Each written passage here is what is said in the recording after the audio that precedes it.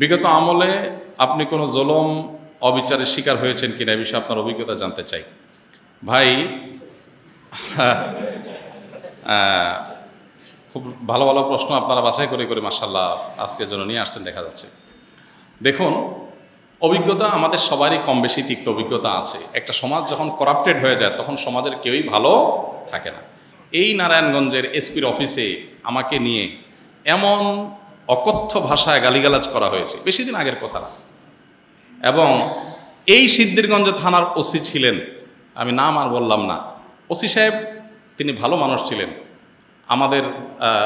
আমার পক্ষে ছিলেন। আমি একটা মাসআলা দেওয়ার কারণে সেখানে আমাকে ডেকে নিয়ে অকথ্য গালিগালাজ, আর ওসিরে বলতেছে যে থানায় নিয়া প্লাস দিয়া হাত পায়ের নখুটে দিবা, আমার সামনে বসায় রেখা। বুঝতে পেরেছেন? খুব গর্ব করে তিনি অমুক ছাত্র রাজনীতি করতেন, গর্ব করে বলতেছেন আমি ছাত্রলীগের রাজনীতি করতাম। এই নারায়ণগঞ্জের এসপি, এই বর্তমান এসপির কথা আমি বলছি না, এর আগে যিনি ছিলেন।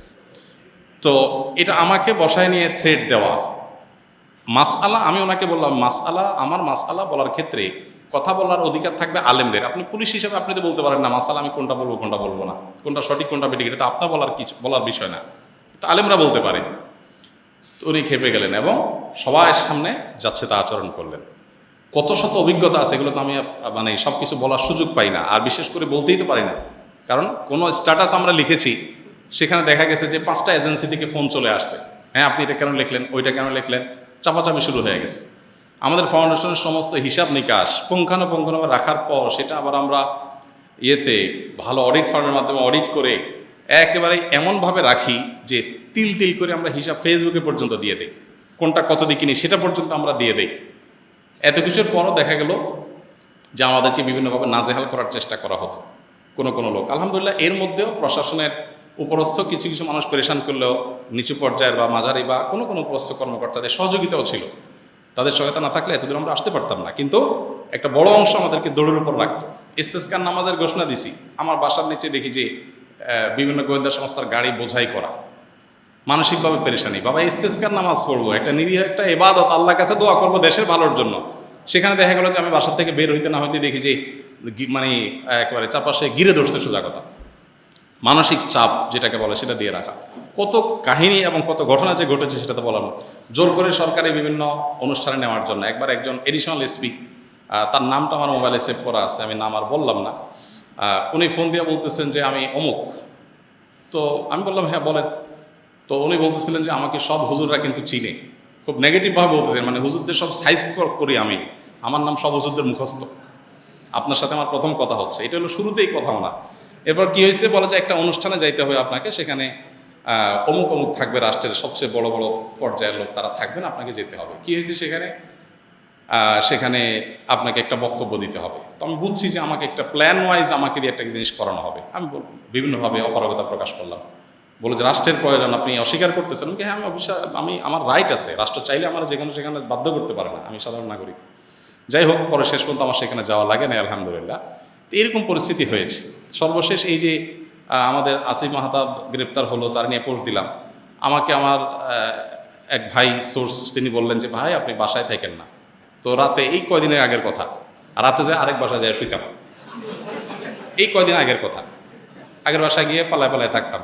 একদিন আসরের পরে বাসার সামনে মোটরসাইকেলে 2টা লোক আসছে। আমার বাসা এমন এক জায়গায় আশেপাশে কোনো মানুষজন নাই, এখানে কেউ রিক্সাও চলে না, কোনো সাধারণ গাড়ি দিয়ে নিজস্ব গাড়ি ছাড়া যাওয়ার সুযোগ নেই।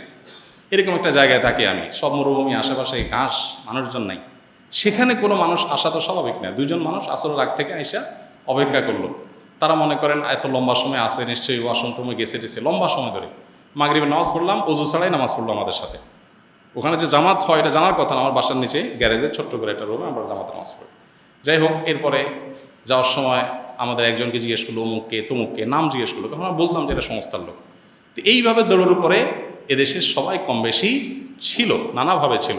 আমার নামে ফাইল তৈরি করা হয়েছে, এমন ফাইল হয়েছে যে আমাদেরকে অনেকে বলতো যে আপনার ফাইল এমন মোটা হয়েছে যে কোনো মুহূর্তে আপনাকে ধরবে।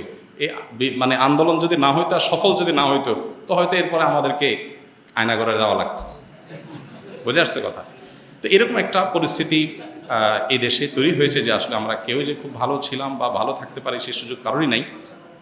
এরপরও আমরা আসলে সংগ্রাম করে চেষ্টা করে যতটুকু সম্ভব চেষ্টা করেছি অস্তিত্বটা টিকে রাখার জন্য। তার জন্য যে কত মূল্য দিতে হয়েছে, কত থ্রেট, এগুলো হজম করতে হয়েছে, সকাল বিকাল পালায় বেড়াইতে হয়েছে, হ্যাঁ, বিভিন্নভাবে টোপ দেওয়া হতো যে সরকারি এই সুবিধা নেন, ওই সুবিধা নেন। আলহামদুলিল্লাহ কখনো সেই সুবিধাগুলো আমরা গ্রহণ করি নাই, এবং এ ব্যাপারে আল্লাহ তালা আমাদেরকে গাইড করেছেন। এবং দোয়া করি আল্লাহ তালা আমাদের প্রিয় দেশটাকে এমন নিরাপদ করে দেয়, কেউ কাউকে ভয় করে চলতে হবে না। আল্লাহ যেন সেরকম নিরাপদ করে দেন, এবং আমরা সবসময় আল্লাহর কাছে দোয়া করি আল্লাহ তালা যেন এরকম। আমি এর পাশাপাশি প্রশাসনের কিছু ভাইদের কথা বলবো যে আলহামদুলিল্লাহ এই খারাপের মধ্যেও কিছু ভালো মানুষ বিভিন্ন পর্যায়ে আছেন যারা টুকটাক সহযোগিতা করেছেন। তবে বেশিরভাগ ক্ষেত্রেই আমরা এ ধরনের নাজেহালের শিকার হয়েছি। আল্লাহ আমাদেরকে নিরাপদ একটি দেশ, নিরাপদ একটা ভূমি পাওয়ার তৌফিক দান করুন।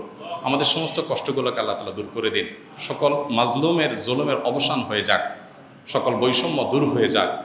মানুষ পেটে ভাতে যাই খায় থাকে অন্তত নিরাপদে যেন থাকতে পারে, কোনো থ্রেড, কোনো হুমকির মধ্যে যেন থাকতে না হয়।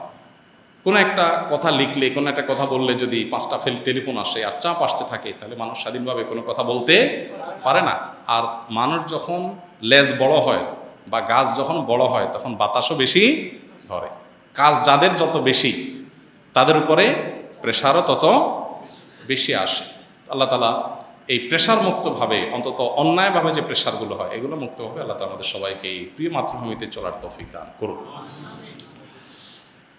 আমি হানাফি মাযহাবের অনুসারী। আমার 2 মেয়ে, 1 ছেলে। আমার ছেলে মেয়েদের লেখাপড়া নিয়ে হতাশাগ্রস্ত, কারণ আমি আমার সন্তানদেরকে ইসলামিক শিক্ষা শিক্ষিত করতে চাই। এই জন্য আপনার প্রতিষ্ঠানে যোগাযোগ করেছিলাম। জানতে পারলাম আপনার প্রতিষ্ঠানে ক্লাস 4 পর্যন্ত ক্লাস চালু আছে। আমার 1 মেয়ে ক্লাস 4, একজন ক্লাস 5 এমত অবস্থায় আমার সন্তানদের। যাই হোক, অনেক লম্বা চিঠি দেখা যাচ্ছে, যাই হোক তাও পড়ে ফেলি। আমার সন্তানদেরকে আপনার প্রতিষ্ঠানের মতো অন্য কোনো ভালো মানের প্রতিষ্ঠানের জন্য দেখুন। আপনার প্রতিষ্ঠান ছেলেকে, আপনাদের অনেকেই আছেন ছোট ভাই বোন অথবা নিজের ছেলে মেয়ে, তাদেরকে কোন প্রতিষ্ঠানে পড়াবেন এটা নিয়ে আপনারা পেরেশানিতে আছেন। আমাদের প্রতিষ্ঠানে বাহির থেকে বাচ্চা নেওয়ার খুব বেশি সুযোগ নেই। 500 বেশি স্টুডেন্ট, 2 শিফটে আমাদের পড়াইতে হয়েছে এতদিন। এখন 1 শিফট করতে গিয়ে আমাদের অনেক কষ্ট, ছোট্ট জায়গা হচ্ছে না। তো আমরা আসলে বাচ্চা খুব বেশি নিতে পারি না। তারপরও নভেম্বর ডিসেম্বরে ক্লাস 4 পর্যন্ত, সামনের বছর 5 পর্যন্ত আমরা নিতে পারবো। কোয়ালিটি নিশ্চিত ধরে রাখার জন্য আমরা পরিমাণ বাড়াইতে পারি না। তো আপনার বাসা আশেপাশে কোন প্রতিষ্ঠানে দিলে ভালো হবে, এটা জানার জন্য আপনি কোনো ভালো আলেমের শরণাপন্ন হন। যদি আমাদের সহযোগিতা চান, তাহলে আসুন্নাহ ফাউন্ডেশনের অফিস টাইমে যাবেন, সকাল 9টা থেকে বিকাল 5টা পর্যন্ত। শুক্রবার ছাড়া যে কোনো দিন গেলে সেখানে আলেমরা, আমাদের তৈরি করা হাতে গড়া ট্রেনিংপ্রাপ্ত আলেমরা আছেন, ওনারা ইনশাআল্লাহ আপনাকে গাইড করবেন। যদি আমার কাছে পাঠানোর প্রয়োজন মনে করে, ওনারাই পাঠিয়ে দেবেন ইনশাআল্লাহ। আপনাদের সেই সহযোগিতার জন্য আসুন্নাহ ফাউন্ডেশন সবসময় খোলা আছে। জাযাকুমুল্লাহ খের। আল্লাহ আমাদের সবাইকে কল্যাণ পথে রাখুন, আমল করার তৌফিক দান করুন। সুবহানাল্লাহ ওয়া বিহামদিহি, সুবহানাকাল্লাহুম্মা ওয়া বিহামদিকা, আশহাদু আল্লা ইলাহা ইল্লা আনতা।